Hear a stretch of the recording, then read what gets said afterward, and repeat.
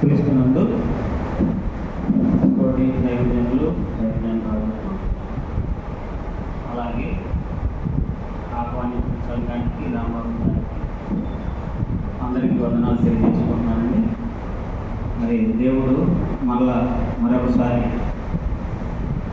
ఈ రీతిగా మీతో కలిసి ఆయన వాక్యాన్ని ధ్యానించడానికి దేవుడిచ్చిన ఆయుష్ ఆరోగ్యాన్ని బట్టి మన ప్రభు అయిన యేసుక్రీస్తు వారి ద్వారా మన తండ్రి అయిన దేవునికి కృతజ్ఞతలు చెల్లిస్తున్నాను. మరి ఈ సమయంలో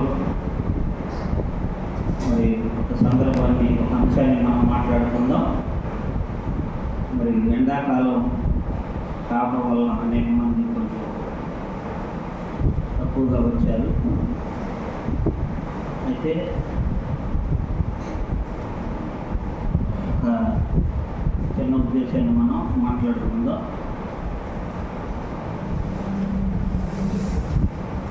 నేను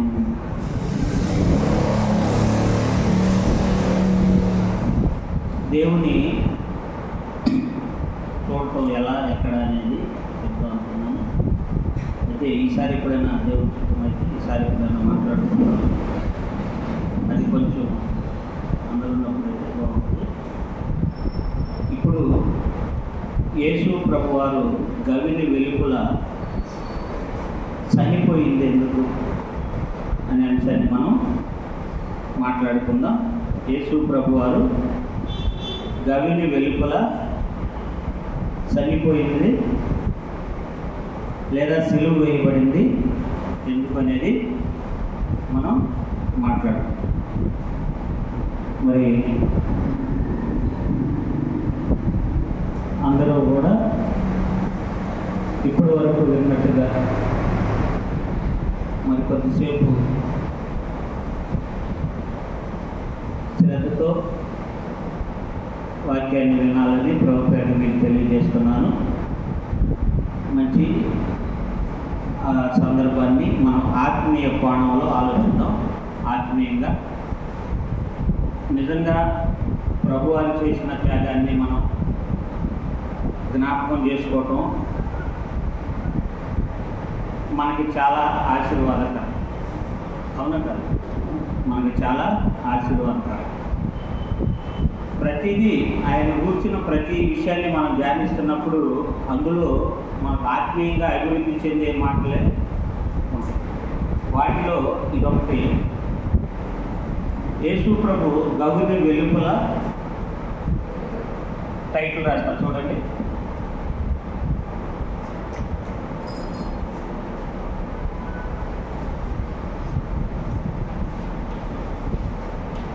యేసు ప్రభు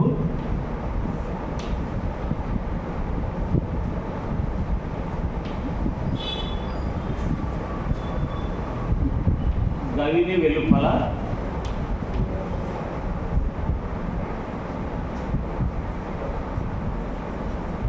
చనిపోయినది ఎందుకు?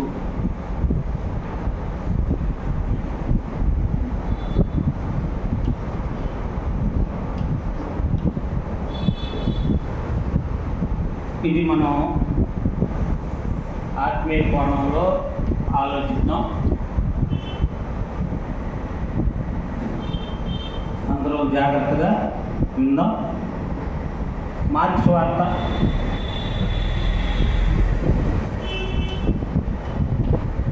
15వ అధ్యాయం 20వ వచనం నుండి ఎవరైనా దయచేసి చదవగలరా? వారు ఆయనను అపహసించిన తర్వాత అన్నాడు. ఒక్క నిమిషం అమ్మా. వారు ఆయనను అపహసించిన తరువాత అంటే అపహసించిన తర్వాత చదువుమా. ఆయన మీదనున్న అపహాస్యం అయిపోయిన తర్వాత ఏం చేశారు? ఏ వస్త్రం అమ్మా? ఊదా రంగు వస్త్రము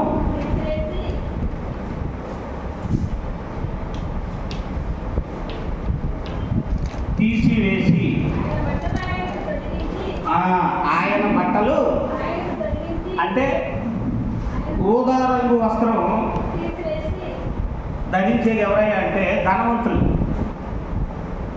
ఊదా రంగు వస్త్రం ధరించి, ఇప్పుడు అంటారు చూసారా, ఖద్దరులు ఎన్నో రకాల ఖద్దరులు ఉన్నాయి.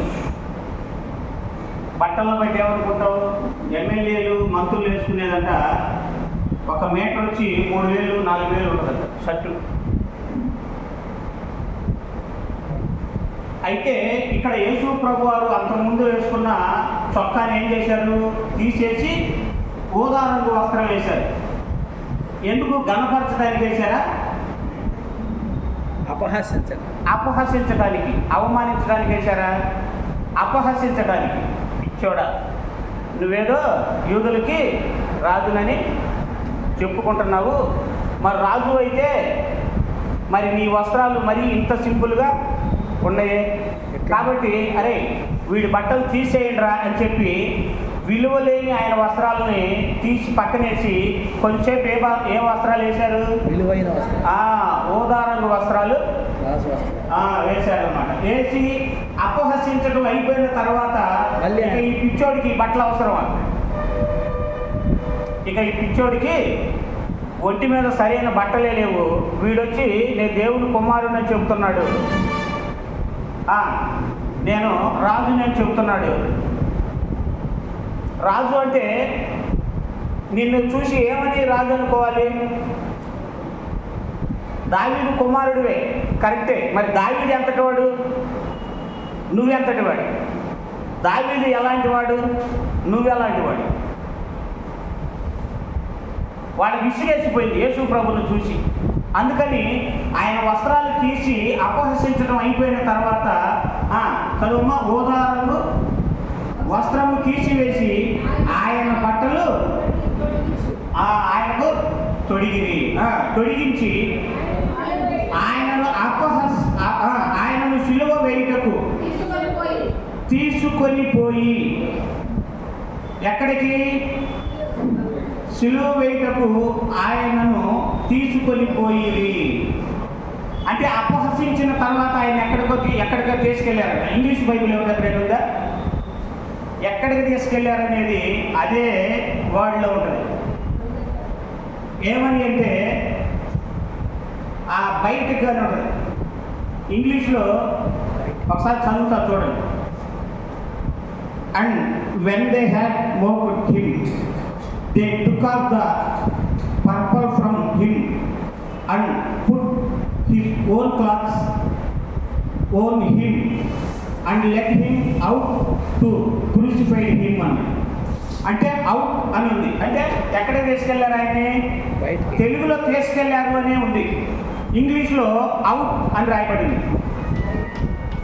అవుట్ అంటే బయటికి తీసుకెళ్లారు మన యేసు ప్రభు వారిని.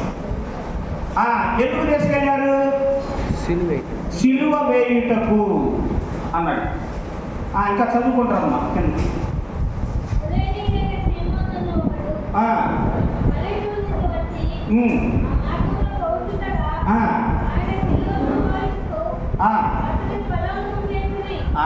అతనిని ఎందుకు? ఏమి మంచితో యేసు ప్రభు వారు మోయలేకపోతున్నాడనే అది అపహాస్యమే. ప్రతిదీ కూడా ఒకడు చూసారా, దారిన వెళ్తా ఉంటాడు, పక్కన బైక్ మీద వెళ్ళే వాళ్ళని పక్కన హ్యాండిల్ అలా తిప్పి వెళ్ళిపోతూ ఉంటాడు. ఎందుకు తిప్పేవారంటే వాడికి ఆటది. నువ్వు ఇలా తిప్పితే పక్కన వాడికి ప్రమాదం కంటే వాడికి కదా, నాకు కాదు. అంటే ఆ భయం లేని వాళ్ళు ఏ పని చేసినా అంతే ఉంటుంది. ఒక్కొక్కడు స్త్రీలు స్కూటీ మీద వస్తున్నారు అనుకోండి, స్ట్రైట్గా వెళ్తా ఆ పిల్లల్ని భయపెట్టడానికి ఏం చేస్తాడు? పక్కన హ్యాండిల్ తిప్పుతాడు. అదేంటంటే టైం పాస్. అలాగని ఈయన సిలువ మోయటానికి అంత సింపుల్ లాజిక్ అని నేను అనట్లేదు, కానీ ఇక్కడ బయటికి ఎందుకు తీసుకెళ్లాల్సి వచ్చింది, బయటకు ఎందుకు తీసుకెళ్లాల్సి వచ్చింది అనేది మనం ఆలోచించాం. లేవీకాండంలో ఒకసారి 24వ అధ్యాయం, లేవీకాండం 24వ అధ్యాయం 23.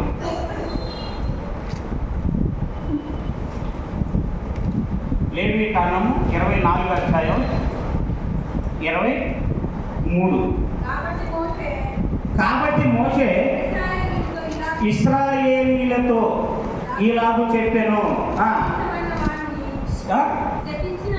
శపించిన వాణిని పాళెము వెలుపులకి, అది అక్కడ అండర్లైన్ చేసుకోండి,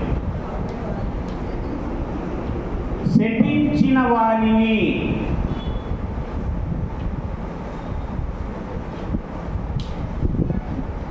పాళెము వెలుపలికి తీసుకొని సావగొట్టవాలి, వెలుపలికి తీసుకొని పోయి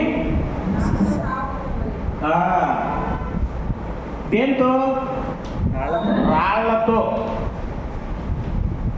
సావగొట్టవలేను అన్నాడు. చంపాలన్నాడా సావగొట్టాలన్నాడా? అంటే ఆ పదం చూడండి ఎలా వాడాడు, సావగొట్టవలేను. అది చంపాలి అనేది వేరు, సావగొట్టాలి అనేది వేరు. అదే చచ్చిపోతావురా అనేది వేరు, చస్తావురా అనేది వేరు. చచ్చాడు అనేది వేరు, చనిపోయాడు అనేది వేరు. చచ్చాడు అనే పదం దేనికి సూచిస్తుందంటే ఇతనికి కోపం అన్నమాట. ఆ వ్యక్తి అంటే ఇతనికి కోపం. చచ్చాడు అంటాడు. చనిపోయాడు అంటే నార్మల్గా చెప్పినట్టు. కానీ ఇక్కడ లేవీకాండంలో చెప్పబడిన మాట, శపించిన వారిని పాళెము వెలుపులకి రాళ్లతో వెలుపులకి తీసుకొని పోయి రాళ్లతో వారిని సావగొట్టవలెను. యెహోవా మోషేకి ఆజ్ఞాపించినట్టు ఇశ్రాయేలీయే చేసిరి అని. ఇప్పుడు యేసు ప్రభు వారిని కూడా ఏం చేశారు అంటే బయటికి తీసుకెళ్ళారు. ఏ బయటికి? పాళెము వెలుపుటి. అంటే యేసు ప్రభు వారు ఎవరన్నమాట? శాపగ్రస్తుడు కదా అమ్మా. యేసు ప్రభు వారు ఎవరన్నమాట? శపించబడినవాడు. ఏ పాపం చేశాడు? ఏం పాపం చేశాడు? అవునా కదా? కాబట్టి ఒకసారి గలతీ పత్రిక 3వ అధ్యాయం 13.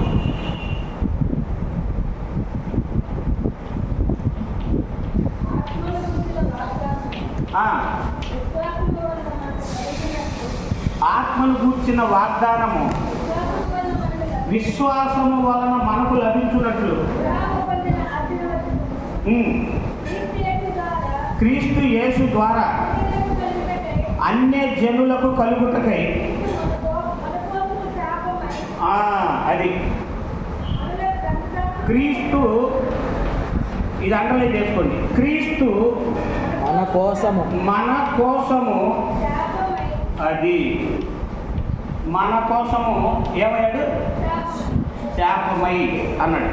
మన కోసమే కానీ మన కోసము శాపమై అంటే రానున్న వేలాడు ప్రతి ఒక్కడు ఎవరన్నమాట? శాపగ్రస్తుడే. అంటే పాపి. శాపం అంటే ఏంటి చెప్పండి? శాపగ్రస్తుడు అంటే వెలివేయబడటానికి అర్హుడు అని అర్థం. శాపగ్రస్తుడు అంటే లేదా చంపబడటానికి అర్హుడు అని అర్థం. అసలైన భాషలో చెప్పాలి అంటే దూరం చేయటానికి, కలిసి ఉండటానికి అర్హత లేనివాడు అని అర్థం. శాపగ్రస్తుడు అంటే కలిసి ఉండటానికి అర్హత లేనివాడు అని అర్థం. ఇప్పుడు యేసు ప్రభు వారు శాస్త్రులతో, పరిచయులతో, సద్దుకైలతో, ప్రధానులతో, అధికారులతో కలిసి ఉండగలిగిన అర్హత ఆయనకు ఉండలేదా? యేసు ప్రభు వారికి ఉందా లేదా? వాళ్ళతో కలిసి ఉండగలిగిన అర్హత ఉంది. కానీ వాళ్ళకే యేసు ప్రభుతో కలిసి ఉండే అర్హత వాళ్ళకి లేదే లేదు. అయినా కానీ యేసు ప్రభు వారి మనసు అంతా ఎలా ఉంటుంది అంటే, ఆయన్ని ఎవరైతే ఇష్టపడతారో, ఎవరైతే ఆయన అర్థం చేసుకుంటారో, వాళ్ళు ఎలాంటి దుర్మార్గులైనా సరే ఆయన జ్ఞప్తికి జ్ఞాపకానికి తెచ్చుకోవడం. కానీ వాళ్ళే ఎలా ఉండేవాళ్ళు అంటే, ఏంటండి పన్ను వసూలు చేసేవాడి ఇంట్లో భోజనానికి వచ్చాడు, వీడు పాపాత్ముడైతే వాళ్ళ ఇంట్లో భోజనం చేయడానికి వచ్చాడు అని వాళ్ళ చూపంతా యేసు ప్రభు వారు మంచివాడని అందరికీ తెలుసా తెలీదా? ఆయన పరిశుద్ధుడని తెలుసు కాబట్టే పాపింటికి ఎందుకు వచ్చాడు అని వాళ్ళే దొరికిపోయారు. బుద్ధిహీనుడు తాను బుద్ధిహీనుడినని మాటలు బట్టి, అవునా కదా? పరిసయ్యుడి ఇంటికి వచ్చాడు, భోజనానికి వచ్చాడు. వాళ్ళందరూ ఏమనుకున్నారు? అరే ఈ క్యారెక్టర్ లేని అతనికి ఇంటికి వచ్చాడు ఇతను అనుకున్నారు. జక్కయ్య గారి ఇంటికి వచ్చారు, ఏమనుకున్నారు? పాపి అయిన మనుషుడు, పాపి అయిన మనుషుడి ఇంటికి వచ్చాడే అంటే పరిశుద్ధుడైన నా ఎవరింటికి వచ్చాడని అర్థం? పాపి ఇంటికి వచ్చాడని అర్థం.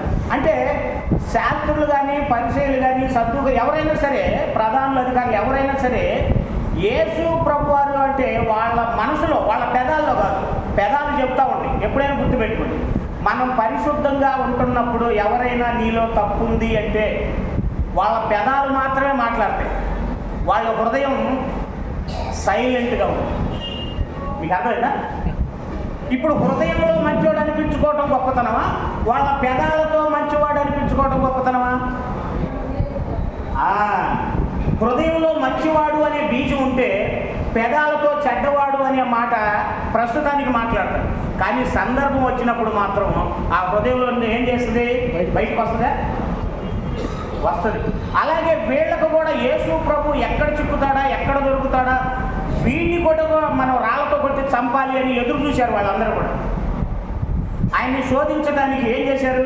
వీడిని మనం చంపాలి, వీడు ఎక్కడో చోట మనకు దొరకపడు అని ఆయన మాటలలో చిక్కుపరచవలెనని ఆయనని శోధించుచు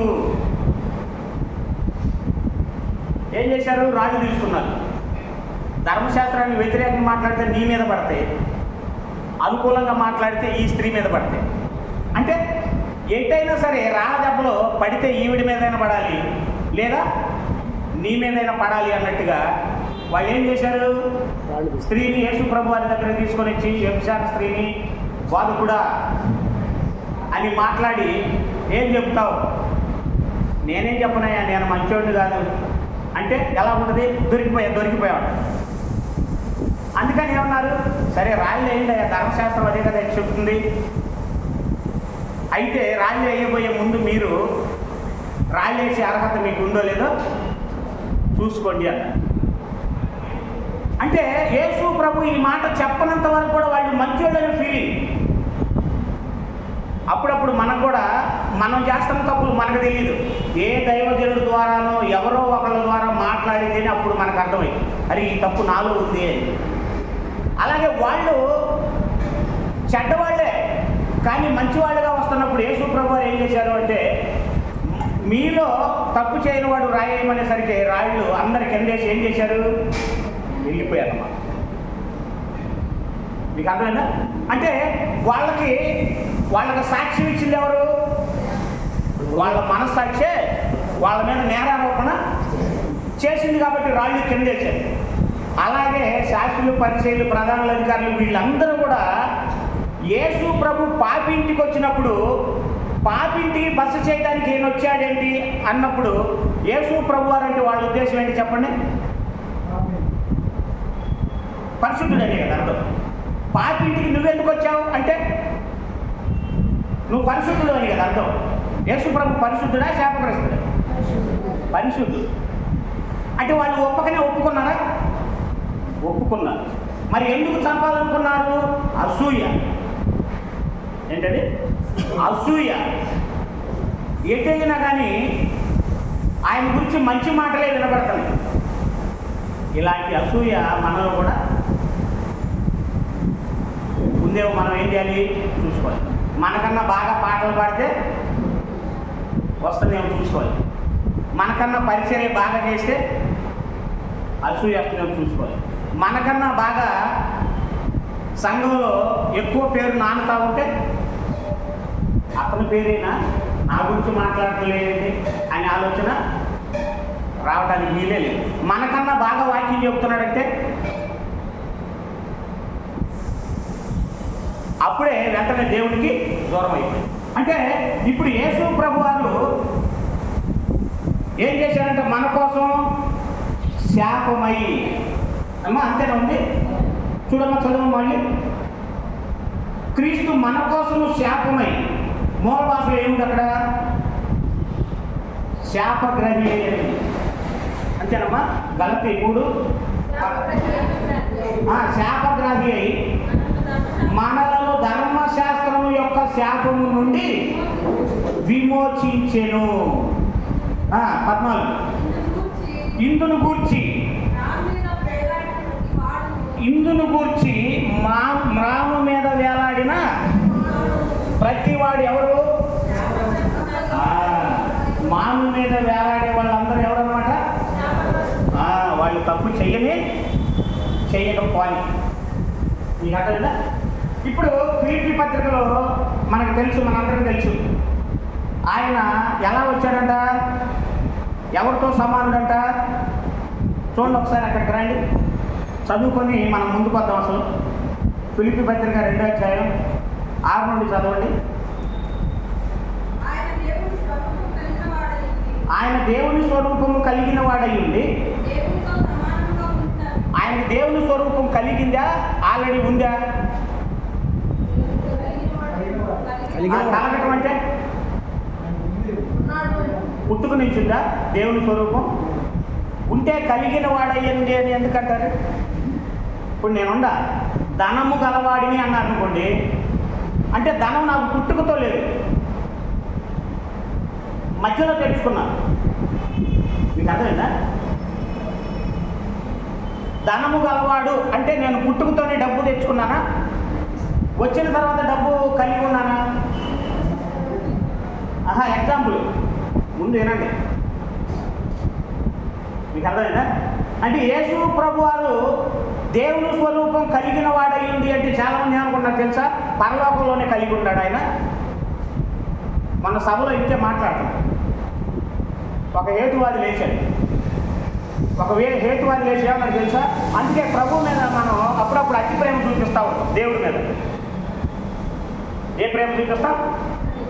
అతి ప్రేమ చూపిస్తూ ఉంటాం. వాక్యాన్ని బట్టి ప్రేమించేవాడు స్థిరుడు, వాక్యాన్ని దాటి ఆలోచించేవాడు చూసావా అన్నట్టుగా అవుతాడు. వాక్యాన్ని దాటి ఎప్పటికీ మనం ప్రేమించలేము. వాక్యానికి లోగా ఉంటే మనల్ని మనం పరిశీలించుకోవాలి. ఇప్పుడు ఒక ప్రశ్న, జాగ్రత్తగా యేసు ప్రభు దేవుని స్వరూపం కలిగిన వాడు అంటానికి మీకు కొంచెం మాట్లాడి నేను ముందుకెళ్ళాను. ఎలా దేవుడి స్వరూపం కలిగాడు అంటే భూమి మీదనే. పరలోకంలో కలిగి ఉన్నాడు అన్నాం అనుకోండి, ఇదిగో నేను స్పోర్ట్స్ పెట్టాను, రన్నింగ్ స్పోర్ట్స్ పెట్టాను, ఇక్కడ కప్పు ఉంది. నేనేమన్నా తెలుసా? జాగ్రత్తగానండి ఈ మాట. దేవుడు ఇక్కడ మనకు ఒక జ్ఞానాన్ని నేర్పడతాను. ఇక్కడ కప్పులు పెట్టాను. నేనేం చేస్తాను తెలుసా? అందరినీ పందెపు రంగానికి పిలిచాను. అందరిని ఏం చేశా? పందెపు రంగానికి పిలిచాను. మీరందరూ పరిగెత్తితే ఈ కప్పు అని చెప్పారు. నా కొడుకు మాత్రం ఏం చెప్పా? నువ్వు ఇక్కడే ఉండి వాళ్ళు పరిగెత్తేసరికి ఈ కప్పు తీసుకోరా, నువ్వు ఈ కప్పు తీసుకో అని చెప్పాను. పరిగెత్తిన వాళ్ళు ఏమంటారు? ఎందుకు ఒప్పుకుంటారు? వాళ్ళు కష్టపడి సంపాదించుకున్నారు కప్పుని. నేనే చెబుతున్నా, ఇది మా అబ్బాయి నాతో సమానుడు అంటున్నాడు. దేనికి? నేను ఎంత పరిగెత్తానో మావాడు కూడా అంత పరిగెత్తాడనే. అంటే నోవాహు గారేమో కష్టపడి నీతిమంతుడనే బిరుదు తెచ్చుకోవాలి. లోతు గారైతే తన నీతి గల మనసుని నొప్పించి వ్యభిచారికి దూరంగా ఉంటే దేవుడు ఏం చేశాడు? నీతిమంతుడని సాక్షి ఇచ్చాడు. యోబు గారు కష్టాలను భరిస్తే యోబు యథార్థవంతుడని దేవుడు సాక్షి ఇచ్చాడు. అంటే భక్తులందరూ కష్టపడితే దేవుడు వాళ్ళని యాక్సెప్ట్ చేస్తే యేసు ప్రభు మాత్రం ఏ కష్టపడలేదు, ఈయన మాత్రం నాతో సమానుడు అని. కప్పు అనేది కష్టపడి తెచ్చుకుంటే విన్నర్ అంటారు, కష్టపడి తెచ్చుకుంటే విన్నర్ అంటారు. మనం ఏమంటాం, నువ్వు పరలోకంలోనే గొప్పవాడు అయ్యా, పరలోకంలో పుట్టినవాడు గొప్పవాడు కాక పాకి ఉంటాడా? ఏసీలో ఉంటే చల్లగా ఉంటుంది అని చెప్పాల్సిన పని ఉంది. ఏసీ ఆన్ చేస్తే చల్లగా ఉంటుంది. పాపుల లోకంలో ఉన్నవాడు పాపిగా ఉంటుంది, పరలోకంలో ఉన్నవాడు పరిశుద్ధుడు. నువ్వు సపరేట్గా నువ్వు దేవుడితో సమానుడివి అంటే అక్కడ ఉన్నవాడు నువ్వైనా ఎవరైనా సరే సమానులే. గొప్పే ఉంది అందులో. దేవుడేమో స్వరూపము కలిగిన వాడు అని చెప్తా ఉంటే, గలవాడు అంటే స్వరూపాన్ని ఎక్కడ తెచ్చుకున్నాడు యేసు ప్రభు వారు? భూమి మీద కష్టపడి తెచ్చుకున్నాడు. మనం అంటాం లేదు లేదు మేమైతే కష్టపడాలి కానీ యేసు ప్రభు ఏంటండి ఇది? మనమే తజ్ఞానంలో ఉంటే రేపు హేతువారికి ఏమని చెప్తాం? మీ దేవుడు ఏంట్రా, మీ యెహోవా దేవుడు ఏంట్రా బాబు? యోబు గారిని అన్ని శ్రమలు పెట్టి నీతిమంతుడు అన్నాడు, యేసు ప్రభునేమో పక్కన పెట్టుకొని నీతిమంతుడు అన్నాడు. ఆయనదే ప్రేమరా అన్నాడు అనుకోండి, ఏం చెప్తాం?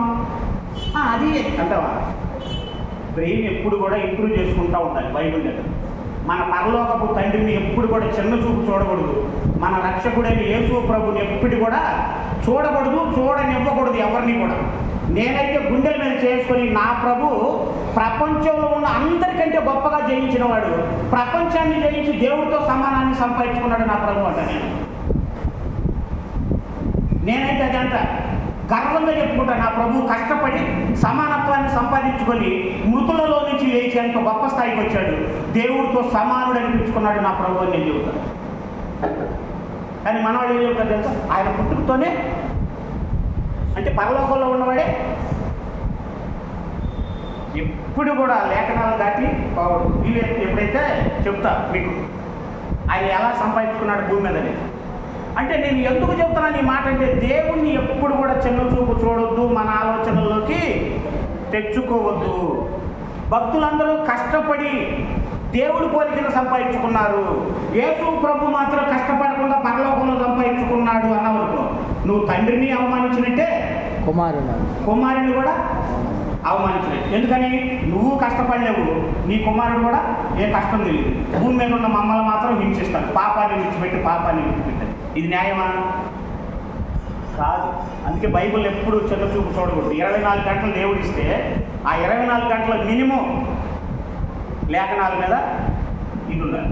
అప్పుడు నేను సమాధానం ఏం చెప్పేసరికి ఆయన ఏమన్నా తెలుసా?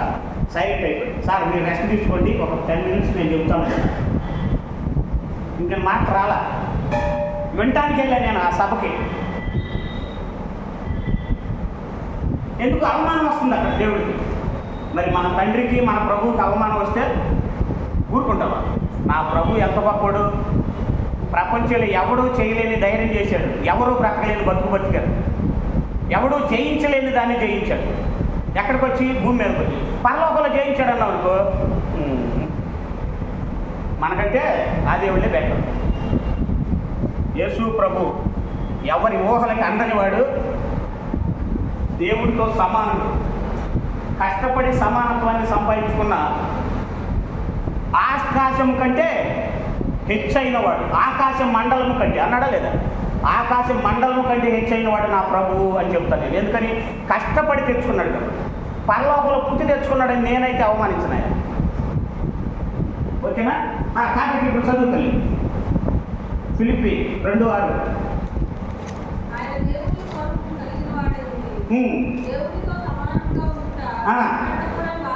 అది విడిచిపెట్టకూడని భాగ్యం. ఇది అండర్లైన్ చేసుకోండి. విడిచిపెట్టకూడని భాగ్యం. ఇప్పుడు విడిచిపెట్టేది ఏంటి చెప్పండి?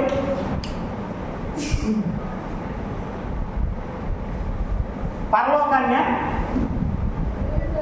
విడిచిపెట్టకూడని పరలోకం అన్నాడా? విడిచిపెట్టకూడని భాగ్యం అన్నాడా? పని ముద్దా భాగ్యం ముద్దా? భాగ్యం. పని ముద్దు. పని ముద్దు. పని ఉంటే భాగ్యం వచ్చింది, పని లేకపోతే భాగ్యం రాదు. కాదు. కాబట్టి ఇదేంటి తెలుసా? ఆయన పనిని సూచిస్తుంది. ఏంటది? జాగ్రత్తగా ఉండాలి. మీకు చాలా ఆసక్తిగా ఉండాలి ఈ సందర్భాన్ని బట్టి. విడిచిపెట్టకూడని భాగ్యమని ఎంచుకొనలేదు కానీ అన్నాడు. ఇప్పుడు అంటే పరలోకాన్ని విడిచిపెట్టి రావటం కష్టమని ఎంచుకొనలేదు కానీ అన్నాడు. అదే కొరింథీ పత్రిక. ఇది మాట్లాడింది ఎవరు? పౌలు గారే. ఏమి అక్కడేం చెబుతున్నాడు చూద్దాం. కొరింథీయులకు రాసిన పత్రిక. జస్ట్ మంచి ఇందులో ఉన్నారు. ఆయన ధనవంతుడే. ఏమండి? 9వ అధ్యాయం మొదటి కొరింథీ 9. ఏమంటో చెప్పండి. అక్కడ ఏమంటో చెప్పండి.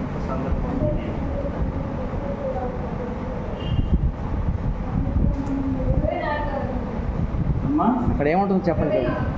అక్కడ ఏముంటుంది? ఆయన ధనవంతుడే.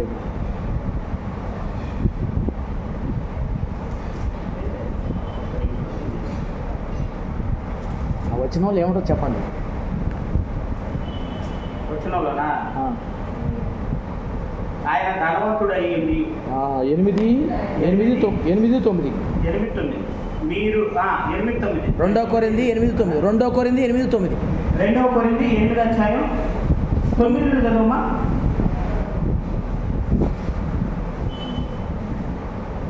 రెండో కొరింథీ 8వ అధ్యాయం 9వ వచనం. ఏమ్మా?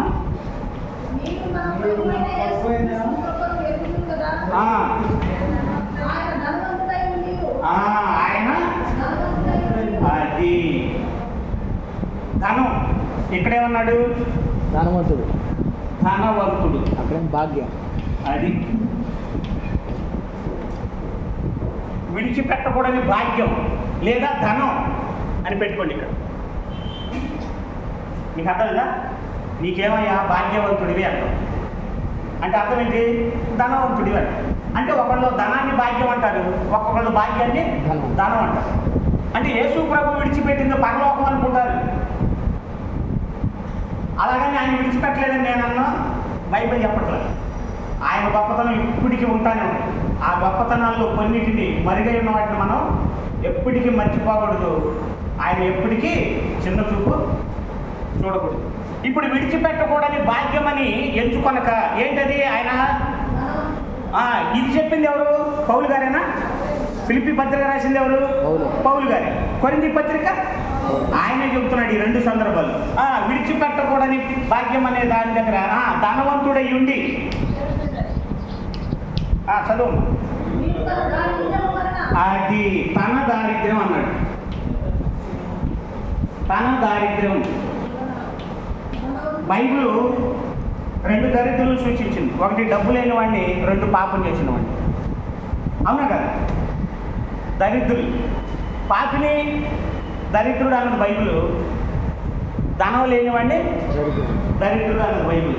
ఇప్పుడు తన దారిద్ర్యం అన్నాడు. యేసు ప్రభు దారిద్ర్యం ఉందంట. ఏంటది? కింద చదవండి, బాగుంటుంది. తన దారిద్ర్యము వలన, అది తన దారిద్ర్యం వలన ధనవంతులు కావాలని. ఏ ధనం? ధనవంతుడయ్యుండి దరిద్రాన్ని మనం ఇలా చదువుకున్నాం కదా, గలతీ పత్రిక 3:13. శాపగ్రస్తుడు ఏమయ్యాడు? దరిద్రుడయ్యాడు. దరిద్రుడయ్యి ఇక్కడ కలిగి ఉన్న ధనం ఉంది చూసారా? కలిగి ఉన్న ధనం ఏంటి? ధనం పరలోకంలో డబ్బు ఉంది ఆయనకి. భూమి మీద ఏమైనా డబ్బు ఉందా?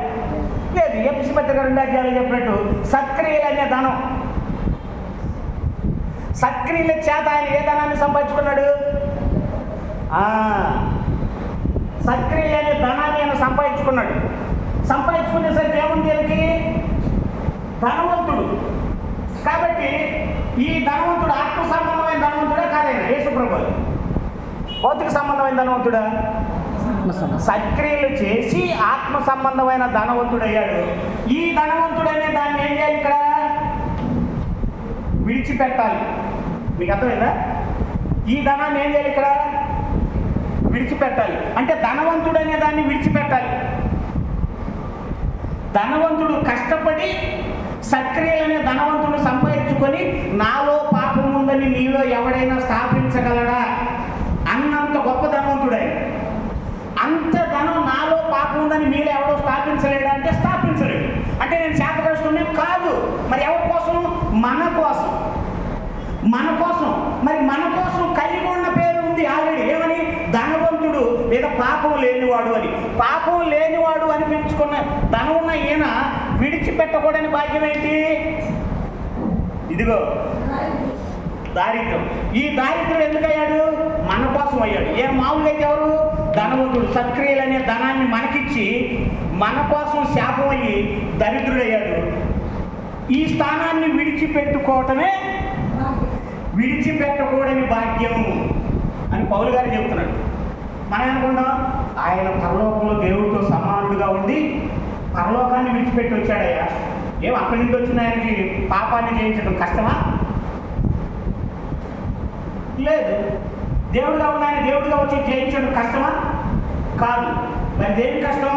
శరీరాన్ని ధరించుకొని మనవలే శోధించబడి ఆ శోధనలను జయించి దేవుడితో సమానంగా దేవుడితో ప్రతిబింబంగా ఆయన తత్వం యొక్క మూర్తిమంతాన్ని సంపాదించుకున్న ధనవంతుడు మరి శిలువ మీద ఎక్కాలి అంటే ఇలాంటి వాడిగా మారిపోవాలి. ఈ ధనాన్ని విడిచిపెట్టుకుంటేనే ఈ దరిద్రుడనే పేరు దేవుడు ఏం చేశాడు? మన కోసం దరిద్రుడుగా శాపంగా చేశాడు. కాబట్టి విడిచిపెట్టకూడని భాగ్యం ఏంటి? ఇప్పుడు చెప్పండి. పరలోకమా ఇదా? సంపాదించుకున్న పేరా? దేవుడితో సమానంగా ఉండే పేరా? పేరు. అందుకే ఫిలిప్ వచ్చి ప్రభా తండ్రిని మాకు కనపరచంటే, ఇంతకాలం నా దగ్గర ఉన్న ఫిలిప్ నీకు తండ్రి తెలీదా అంటే, తండ్రిని కనపరచమంటే నన్ను చూడు అంటున్నాడు. అంటే నేను దేవుడితో సమానుణ్ణి. ఏ విషయంలో? స్థాయి విషయంలో, బ్రతికే విషయంలో, గుణాల విషయంలో సమానుడు. స్థాయి అంటే సుప్రీం. ఆ సుప్రీంకి పుట్టిన నేను లిటిల్ సుప్రీం. ఏనా సుప్రీం? సుప్రీమా కాదా? సుప్రీం. ఆయనకి ఆయన తండ్రి అయితే మనందరికీ దేవుడు ఇది. కాబట్టి విడిచిపెట్టకూడని భాగ్యం ఏంటి అంటే ఆయన ధనవంతుడై ఉండి తన దారిద్ర్యం వలన చదువు మనవన్న ధనవంతుడిగా చేయాలి. కాబట్టి ఈ ధనం మనకు రావాలి అంటే విడిచిపెట్టాల్సిందేంటి? దీన్ని విడిచిపెట్టాలి. పరిశుద్ధుడనే పదాన్ని, పాపం లేనివాడు అనే స్థాయిని విడిచిపెట్టాలి. కాబట్టి ఇది ఎవరైనా విడిచిపెడతారా అంటే భౌతిక సంబంధులకి ఇది విడిచిపెట్టడం ఈజీ. వాళ్ళు ధనాన్ని విడిచిపెట్టి భేదవాడిగా బ్రతకడం ఎంత కష్టమో, ఆత్మ సంబంధి దీన్ని సంపాదించుకొని దీన్ని వదిలిపెట్టి ఇలాంటి శాపగ్రస్తాన్ని ముఖాన్ని ఉమ్మేయించుకోవడం ఇష్టపడతామా? పాపం చేసే మనం ఇష్టపడం. తప్పు చేసి ముఖాన్ని ఉమ్మేస్తే ఇష్టపడం. మాట అంటేనే ఇష్టపడం. మళ్ళీ ఎవరు అంత క్యారెక్టర్ ఉందా మనకి? క్యారెక్టర్ లేదు. అంత క్యారెక్టర్ లేదు. కానీ మాట అంటే రాసు. ఇక కొడితే అందుకని పిచ్చి వాళ్ళ ఏం చేశారు తెలుసా? అందరేదో నీతిమంతులైనట్టు వస్తే ఆ చొక్క పీకి పక్కనేసి వీడు రాజు అంటారా, పిచ్చి రాజు, అరే కొంచెంసేపు అన్న వీడికి మంచి బట్టలు వేయరా తృప్తి పడతాదని ఆ బట్టలు వేసి ఆడుకున్నంతసేపు ఆడుకొని మళ్ళీ ఆ బట్టలు తీసి పక్కన పెట్టి నీకు మా స్థాయి మా దగ్గర ఉన్న తర్వాత వీడిని తీసుకొని పోడురా. వితౌట్ గేటు బయటికి, వితౌట్ గేట్ అంటే గేటు బయటికి, గవిని వెలుపట, గవిని వెలుపటికి తీసుకొని. ఎందుకని? ఇదిగో ఇది విడిచిపెట్టుకున్నాడు, ఈ స్థానానికి వచ్చాడు. ఈ స్థానానికి వచ్చిన వాడు గవిని లోపట సిరివేయటానికి అర్హత లేదు. కాబట్టి వీడిని ఏం చేయాలి? ఇప్పుడు స్టెఫన్ గారిని దేనితో చంపారు? అక్కడ ఉన్న చోట చంపారా, పారగొట్టి చంపారా? గవిని వెలుపట. అది అంటే స్టెఫన్ గారు ఏమన్నా శాపగ్రస్తుడా? కానీ వీళ్ళకి అలా కనిపించింది. కాబట్టి ధర్మశాస్త్రాన్ని బట్టి రాళ్ళతో కొట్టి ఏం చేశారు? స్టెఫన్ గారు పారిపోతున్నారు వెలుపటికి. రాళ్ళ దెబ్బలకు భయపడా మొన్న టైం ప్రసంగం చేస్తున్నాడు. ఆ రాళ్ళ దెబ్బలకు తట్టుకోలేక పారిపోతున్నాడు. కానీ బైబిల్ అది చెప్పలా. వాడు శాపగ్రస్తుడు అనుకున్నాడు కాబట్టి నేను శాపగ్రస్తుడైతే వాళ్ళ కోరిక ప్రకారం నేను గౌని వెలుపలికి పోవాలి కాబట్టి గౌని వెలుపుట చచ్చిపోవాలి అంటే అక్కడ వచ్చి నిలబడితే వీళ్ళందరూ రాళ్ళ దెబ్బలతో కొట్టి నన్ను చంపుతారు కాబట్టి నేను ఆజ్ఞ ప్రకారం చచ్చిపోవాలి అనుకున్నాడు స్టెఫెన్ గారు. దాని ప్రకారం గౌని వెలుపుటికి వెళ్ళి చనిపోయాడు. మోషే గారు కానీ ఇదిగో దూరం నుండి చూడండి స్తనపై నువ్వు మాత్రం ఇక్కడే చచ్చిపోవాలరా అన్నాడు. దేవుని మాట ప్రకారం ఏం చేశాడు? అక్కడే చనిపోయాడు. ఇక్కడే చచ్చిపోయాడు. ఏం విశ్వాసం అండి బాబు. వాళ్ళు గుర్తొస్తున్నప్పుడు పాపానికి తావు అనేదే రాదు. స్టెఫెన్ గారి మరణంలో కాస్త లేదు నిజంగా పరిశీలిస్తే. రాళ్ళతో కొడుతుంటే పారిపోయినందుకు రాళ్ళ దెబ్బలకు భయపడి కాదు. అది చెల్లి బాగా అర్థం చేస్తాం. యేసు ప్రభు గారు తీసుకెళ్తుంటే గొర్రెలాగా ఎందుకు వెళ్ళాడు? గవిని వెలుపలికి వెళ్ళాలి. లోకాసు వార్త 23వ అధ్యాయం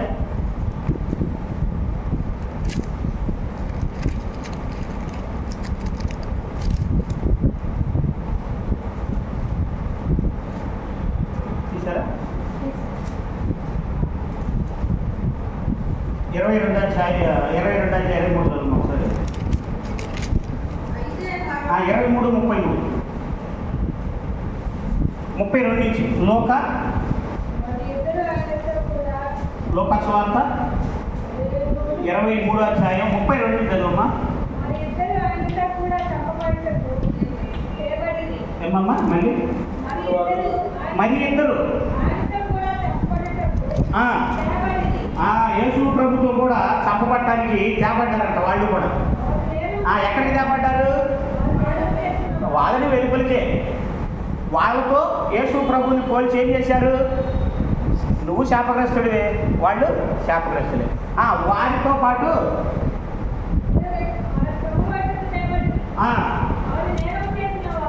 వారు నేరము చేసిన వారు. ఇది అక్కర్లేదు తెలుసుకోండి. వారు నేరము చేసిన వారు. వాళ్ళకి అది అర్హత ఉందా లేదా? ఉంది.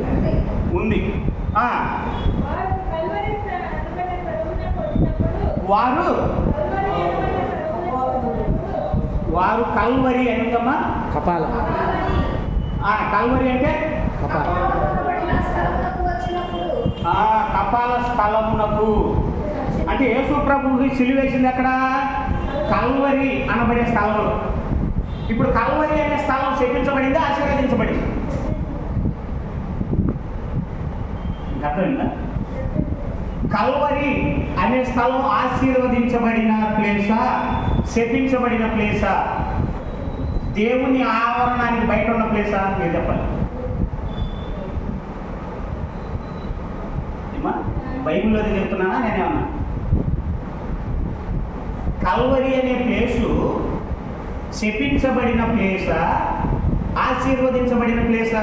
ఆశీర్వదించబడినదైతే యేసు ప్రభు ఆ స్థలానికి రావాల్సిన అవసరత లేదు. కాబట్టి యేసు ప్రభు చనిపోయింది కల్వరి అనబడిన స్థలంలో అయితే శపించబడిన వాడు శాపగ్రస్తమైన స్థలంలో చనిపోవాలైతే కల్వరి అనబడిన స్థలం అది పరిశుద్ధమైందా శాపగ్రస్తమైనదా? ఇప్పుడు కల్వరి స్వరం మీకు పేరు రావాలి, గుర్తు రావాలి. కల్వరి స్వరం అంటే మీనింగ్ అని చెప్పండి. శపించబడిన స్థలం అని అర్థం. కల్వరి దర్శనం అంటే శపించబడిన. నేనేదో పాపంతో చెప్పట్ల వాళ్ళకి. బైబిల్ అర్థం కాక పదం బాగుందని పెట్టుకున్నాను. పదం బాగుందని పెట్టుకోవటం కాదు. కల్వరి అంటే మీనింగ్ తెలియాలి. అంటే కల్వరి అని సంఘానికి పెట్టవచ్చా? కల్వరి అంటే నువ్వు దేవుడికి సంబంధించిన వాడివి కానీ అది నేనన్నా లేఖనం ఉంది అంతే. యేసు ప్రభు చనిపోయిన స్థలం శపించబడిన స్థలం. దానికి మన వాళ్ళు ఏం చేశారు? పేరు బాగుందని కల్వరి స్వరము నీ కొరకే సుమధుర స్వరము మన కొరకే మరిగాలకించుమ ప్రభు స్వరము ప్రియవరము. ఎంత బాగుంది? వినటానికి బాగా. వినటానికి కానీ బైబిల్ దగ్గరకు వస్తే వినటానికి బాగా. చండాలం. ఆ పదం. దానికి మనం ఏం పెట్టుకున్నాం? మా ఫ్రెండ్ ఒకడు కల్వరి దర్శనం అని పెట్టాడు. ఏంటంటే పలానాయనకి ఆ పేరు పెట్టగానే సంఘం పెరిగింది, ఆయన చూసి పలానాయన దర్శనం అని పెట్టగానే వాళ్ళకి సంఘం పెరిగింది, నేను దర్శనం అని పెడితే బాగుంటుంది కాబట్టి ప్రత్యక్షత అని పెడతాను, నాకు జనం పెరుగుతారు. అంటే వాళ్ళకుండే టాలెంట్ రాంబాబు గారికి లేదా? మరి ఎందుకంత తక్కువ మంది ఉన్నారు అంటే ఈయనకు బైబిల్ తెలీదా? తెలిసిన వాళ్ళ దగ్గర ఉండరు, అది గుర్తుపెట్టుకోండి. అలాగని వాళ్ళంటే ద్వేషమా? కానే కాదు, ప్రేమే ఎప్పటికైనా. పొరపాటు పడదు కానీ తెలియక. మరి క్లాసులన్నీ ఎందుకు? మరి అలాంటి వాటిలో నుంచి రప్పించడానికే. అర్థమైందా? కాబట్టి ఆయన చదువమ్మా 23. వారు కల్వరి అనబడిన స్థలమునకు వచ్చినప్పుడు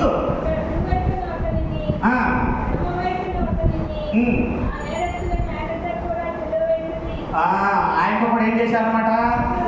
సిలువ వేసి తిరిగి. యేసు ప్రభువు కూడా వేశారా? వేశారు. ఎందుకు వేశారు? 2 Corinthians 5:21.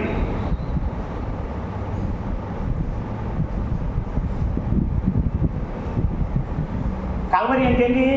ఏ స్థలం? శపించబడింది. గుర్తుపెట్టుకోండి, శపించబడిన స్థలం కల్వరి అంటే. ఆశీర్వదించబడిన స్థలం అనే కాదు. చదువు. ఎందుకనగా మనం ఆయన యందు దేవుని నీతి అగునట్లు. అది పాపం ఎరుగని, అది అండర్లైన్ చేసుకోండి. పాపం ఎరగడు ఆయన, పాపం ఎరుగని ఆయనను. అది పాపం ఎరగడు ఆయన, ఆయనను పాప స్థలంలో తీసుకెళ్ళారు. పాప స్థలంలోకి, శాప స్థలంలోకి తీసుకెళ్ళి. ఏం త్యాగం అంటే ఎవరి కోసం? మన కోసం. ఇప్పుడు ఇక్కడ ఉన్న వాళ్ళు ఒక్కసారి యేసు ప్రభు స్థానంలో మనల్ని అన్వయించుకుందాం. అదే బట్టలో మన గోడ తీశారనుకోండి, ఇక్కడ కొన్నూరు పట్టణం నడిపోతున్నా అందరూ అంటే అవమానం చేస్తున్నాం అనుకోండి, యేసు ప్రభులో సైలెంట్గా ఉంటావా? అందరూ అవహేళన చేసి అదే బట్టలు వేసి మళ్ళీ తీశారనుకోండి, అంతే ఉంటావా? అందరి ముందు మొఖాన్ని మూస్తే తుడుచుకుంటావా? అందరి ముందు పిడిగుద్దులు గుద్దితే, అందరి ముందు ముఖాన ముసిగేసి కొడితే,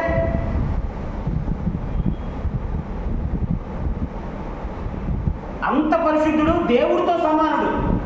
దేవుడిని ఈయన పక్కన పెడితే అద్దంలో చూసుకున్నట్టే క్యారెక్టర్లో. అలాంటి గొప్పవాడు ధనవంతుడయ్యుండి, సక్రియలనే ధనవంతుడయ్యుండి, దేవుడితో సమానుడనే స్థానాన్ని సంపాదించుకొని ఆ స్థానాన్ని విడిచిపెట్టి మరి సిలువ శిక్ష చేయాలంటే మరి ఒప్పుకోరు కదా, చట్టం ఒప్పుకోవద్దండి.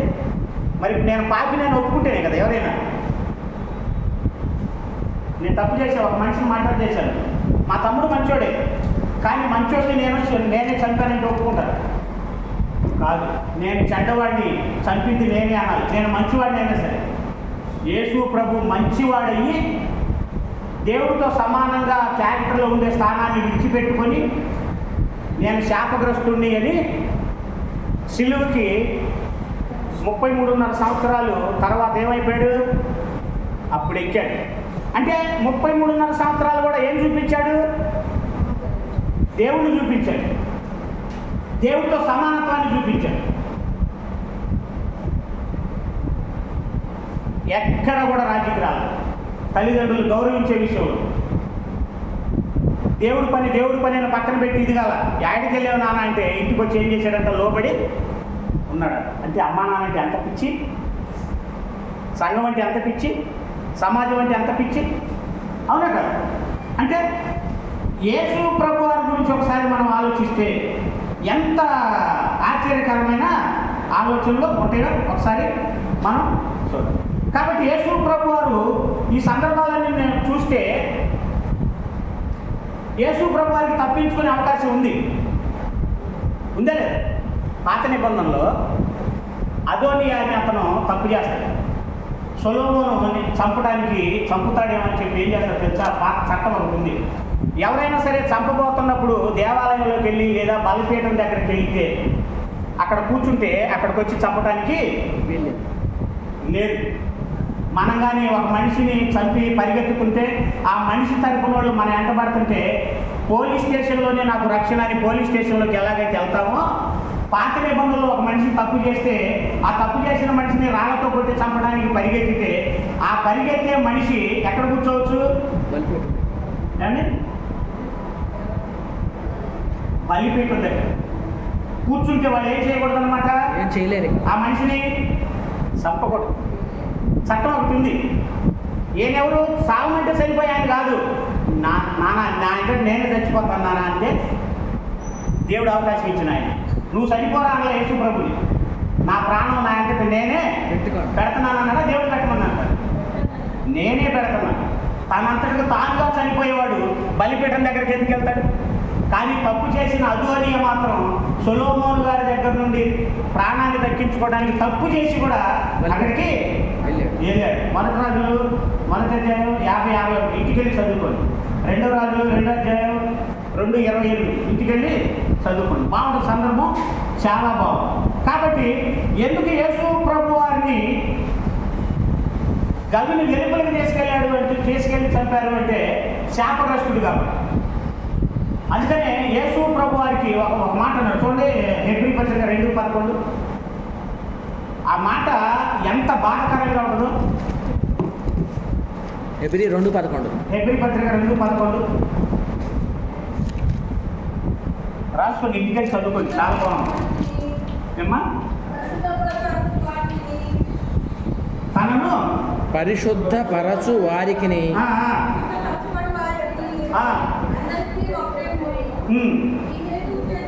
ఈ హేతువు చేతను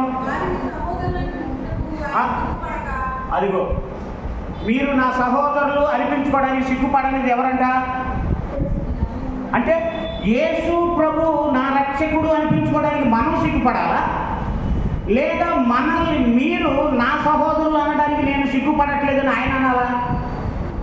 ఎందుకు వచ్చింది ఆ మాట ఆయనకి? మీకు అర్థమైంది ఈ సందర్భం? మీరు నా సహోదరులు అనుకోవడానికి నేను సిగ్గుపడట్లా. ఎందుకని అంటే నువ్వు శాపగ్రస్తుడు అనుకోవచ్చు, నువ్వు అలాంటి వాడు అనుకోవచ్చు, నువ్వు ఇలాంటి వాడు అనుకోవచ్చు, కానీ మిమ్మల్ని అందరినీ నా సహోదరులు అనిపించుకోవడానికి నేను ఇన్ని అవమానాలు పొందాను. తన ఎదుట ఉంచబడిన అవమానమును నిర్లక్ష్య పెట్టాడు. అవమానాన్ని సిలువను సహించి అవమానాన్ని నిర్లక్ష్య. ఈ అవమానం ఎంత? మనం ఘనతని నిర్లక్ష్య పెడతాం. చిన్న మాట తప్పు చేస్తే దైవజనులు వాక్యంలో గద్దిస్తే దాన్నే లక్ష్య పెడతాం. నా మేలు కోసం కదా అనుకో. మన ఆలోచన ఎక్కడ, ఆయన ఆలోచన ఎక్కడ? మన పరిశుద్ధత ఎక్కడ, ఆయన పరిశుద్ధత ఎక్కడ? ఆయన స్థాయి ఎక్కడ, మన స్థాయి ఎక్కడ? ఇప్పటికీ ఇంకా ఇక్కడే ఉన్నామంటే ఇంకా ఆయనకి మనకి ఇంకెక్కడ? ఎంత కష్టపడి ఆయన దేవుడితో సమానత్వాన్ని సంపాదించుకుంటే కాదు ఇక్కడ కాదు పరలోకంలో అంటున్నారు. మనం ఎక్కడ న్యాయం అండి? కష్టపడి సంపాదించుకున్న అంత కష్టపడి అంత సంపాదిస్తే ఏంటండి ఇది? భూమి మీద కష్టపడితే కాదు పరలోకంలోనే ఉందంటారు. అది అవమానం. చూడండి చివరిగా ప్రకటన గ్రంథం 22:3 చివరి మాట.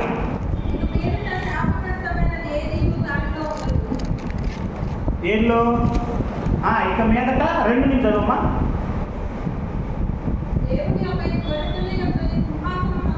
దేవుని యొక్కయు గొర్రె పిల్ల యొక్కయు సింహాసము నొద్ద నుండి సంఘాన్ని ఉద్దేశించి మాట్లాడుతున్నాడా?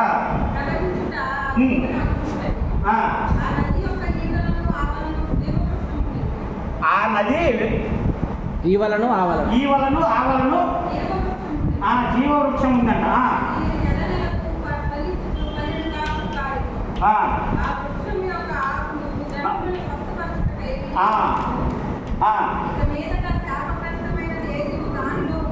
దేనిలో? ఆ సంఘములో, పట్టణంలో అంటే పట్టణంలో సంఘంలో. పట్టణం అంటే సంఘం. అబ్రహాం గారు ఏ పట్టణం గురించి ఎదురు చూశారో ఆ పట్టణంలో ఏముండదంట? శాపం ఉండదు. శాపగ్రస్తమైనది ఏది ఉండదంట. అంటే ఏదేనులో శాపగ్రస్తమైనది ఉండకూడదని బయటికి పంపించాడు ఏదేను తోటలో. అలాగే క్రీస్తు సంఘములో కూడా ఏముండదంట? ఇక్కడి నుంచి శాపగ్రస్తమైనది ఉండదంట. కానీ ఉన్నారా లేరా? సంఘంలో అందరూ పరిశుద్ధులే ఉన్నారా? దేవుడు రాళ్ళతో కూడా చంపమన్నాడా? కృప కృప మనల్ని ఆవరిస్తున్నప్పుడే మనం ఎంత భయపడాలి ఆలోచించు. ఆయన ఎంత కష్టపడ్డాడు. కాబట్టి గౌరిని వెలుపుట సిలువ వేసింది ఆయనకి మన కోసమే. అందుకనే నేను సిగ్గుపడట్లా, నేను కష్టపడి మిమ్మల్ని రక్షించుకున్నాను, మీరు నా సహోదరులు అనడానికి నేను సిగ్గుపడ. ఇక నుంచి అక్కడ శాపగ్రస్తమైంది ఉంటే ఈ సంఘంలో ఏముండదంట? శాపగ్రస్తమైంది ఏది ఉండదు అంట. కాబట్టి ఆలోచించుకోండి, మనం సంఘాల్లో శాపగ్రస్తులుగా ఉంటున్నామా లేదా దైవజనుడు చెబుతున్న మాటలకు భయపడుతూ మరి పరిశుద్ధంగా బ్రతుకుతూ అవమానాన్ని నిర్లక్ష్యం పెట్టి సిలువను సహించి ఆయన ఎలాగైతే ఉన్నాడో అలా ఉండటానికి ప్రయత్నిస్తున్నాం అనేది ఆలోచించి మరి నిర్ణయానికి రావాల్సిన ప్రభుత్వాన్ని తెలియజేస్తూ మరి ఏంటి టైటిల్ మనం మాట్లాడుకుంటామా?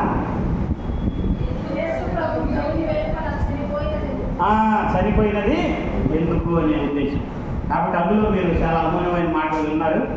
ఇంకా ఎప్పటికైనా సందేహంకి ఈసారి దాని మీద మనం మాట్లాడుకుందాం. ఇప్పుడు శ్రద్ధగా అయినందుకు వందనాలు తెలియజేస్తూ రాంబాబు గారికి వందనాలు తెలియజేస్తూ